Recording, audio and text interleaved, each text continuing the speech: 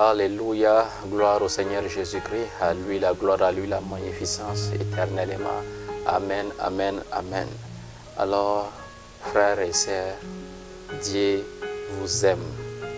Dieu vous aime en Christ Jésus-Christ, quelle que soit ta position, Dieu t'aime.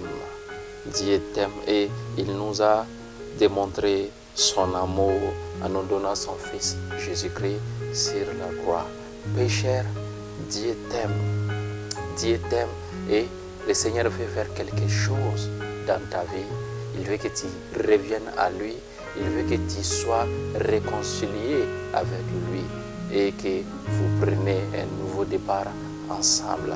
Alors Dieu va nous montrer dans sa parole cet exemple merveilleux concernant son amour. Alors Jésus va nous donner cette parabole-là concernant un homme et son fils. L'homme là représentait Dieu et le fils représentait, voilà, nous qui étions pécheurs, nous qui avons péché. Donc cet amour-là va vraiment nous encourager à l'aimer encore plus et à revenir à lui. Qui que tu sois, où que tu sois, Dieu t'aime. Et Dieu veut que tu reviennes à lui. Il t'a aimé et il t'aime et il t'aimera encore toujours.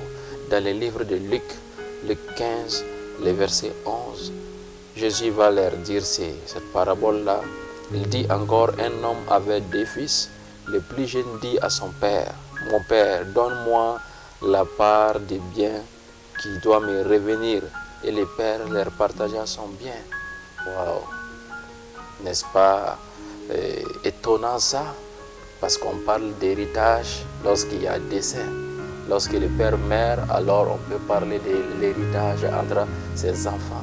Mais le plus jeune enfant va dire à son père de lui léguer son héritage du vivant même de son père. Donc, il avait en quelque sorte renié son père. Donc, il voulait dire que, voilà, papa, que tu vis ou que tu meurs, cela m'intéresse peu. Tout ce que je veux, c'est ma part, c'est l'argent. Mais le père ne va pas se fâcher contre lui. Au contraire, il va lui donner sa part de l'héritage. Et le jeune enfant, il va aller dans le monde, il va dépenser tout l'argent parce que là où il va partir, la famine va venir à cet endroit-là.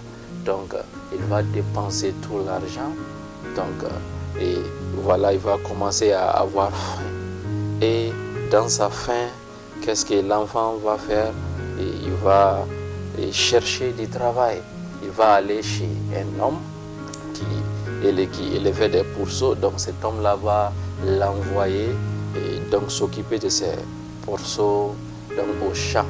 Donc, et l'homme là dans sa faim, le jeune homme dans sa faim là, et il va essayer de manger même la nourriture de ces porcs là, mais la Bible dit qu'il n'en trouvera pas.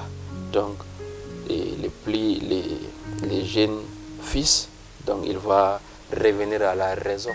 Il va dire, il est temps que je retourne à mon père, car si je reste ici, je vais mourir. Mais si je pars chez mon père, les gens qui travaillent, qui sont à son service, mangent mieux que moi ici. Donc, le jeune homme va revenir à la raison et il va partir chez son père. C'est ce que Dieu attend de vous, pécheurs. Il n'est pas trop tard. Le Seigneur vous aime et il veut que vous reveniez à lui. Il a déjà réglé cette question du péché là sur la croix. Il a donné son Fils, afin que quiconque croit en lui ne périsse point, mais ait la vie éternelle.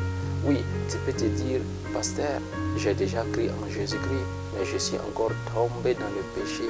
Je me suis éloigné de Dieu, je suis parti dans le monde.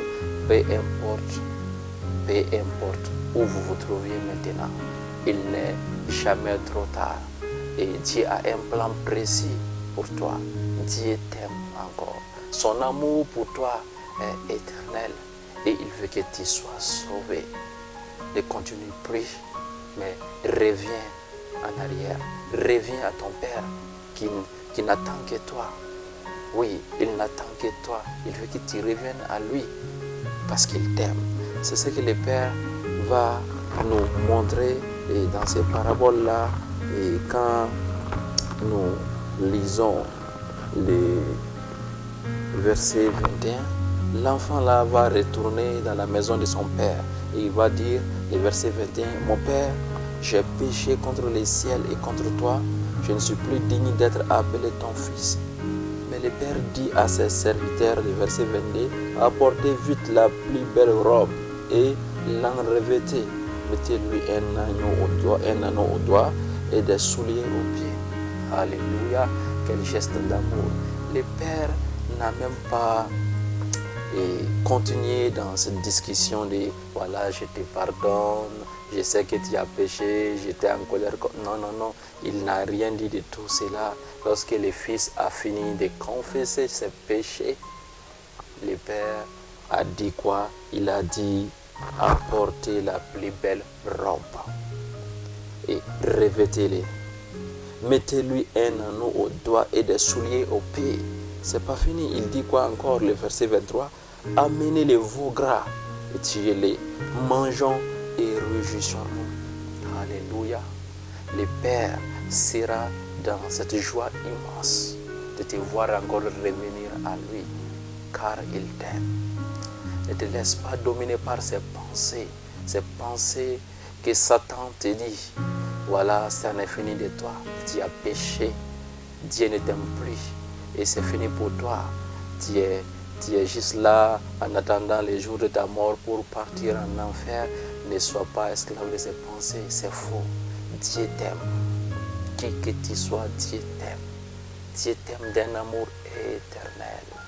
Et Dieu veut que tu sois sauvé. Il veut juste que tu reviennes.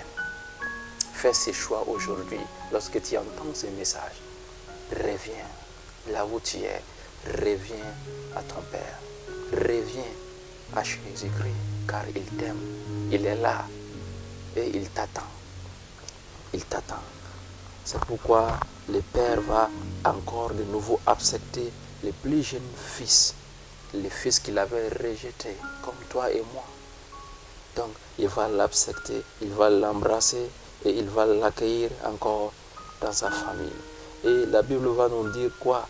Le verset 25, que le fils aîné, le premier fils, donc lui, il était encore au champ. Lorsqu'il revient, il s'approcha de la maison. Il attendit la musique et les danses, donc il appela les serviteurs et leur demandait, voilà, qu'est-ce qui se passe dans la maison?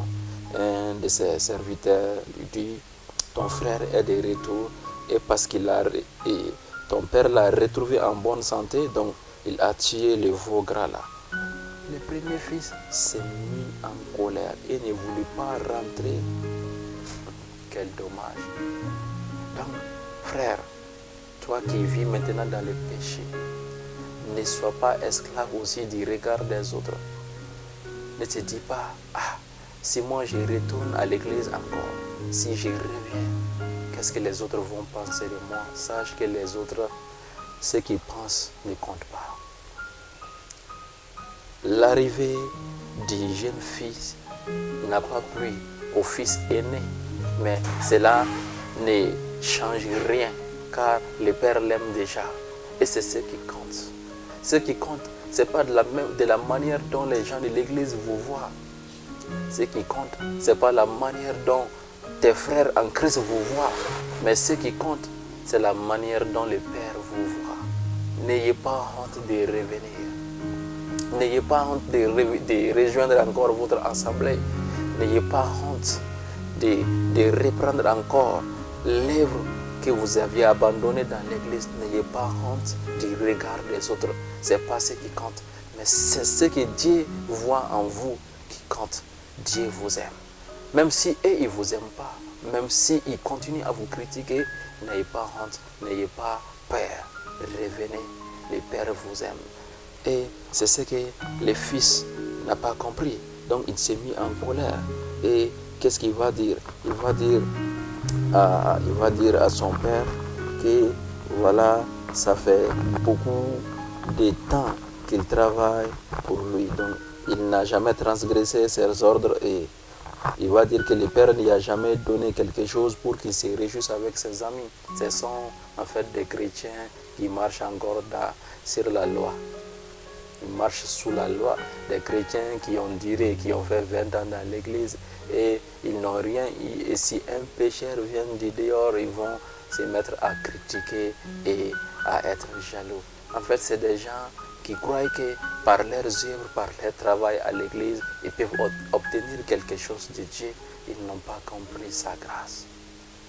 Mon frère, le Seigneur t'a déjà fait grâce en Christ Jésus. Il t'aime et il veut que tu reviennes à lui. De la même manière que ce père a accepté ces jeunes fils-là qui s'étaient perdus, qui s'étaient éloignés. De la même manière qu'il a accepté ses fils. Dieu veut que tu reviennes, car il t'aime. Il t'aime d'un amour éternel. Il t'aime. Il veut que tu reviennes à lui. N'aie pas honte. Fais le premier pas. Viens à lui. Viens à la croix. Tu seras sanctifié. Tu vas commencer à mener cette vie nouvelle et tout sera changé dans ta vie.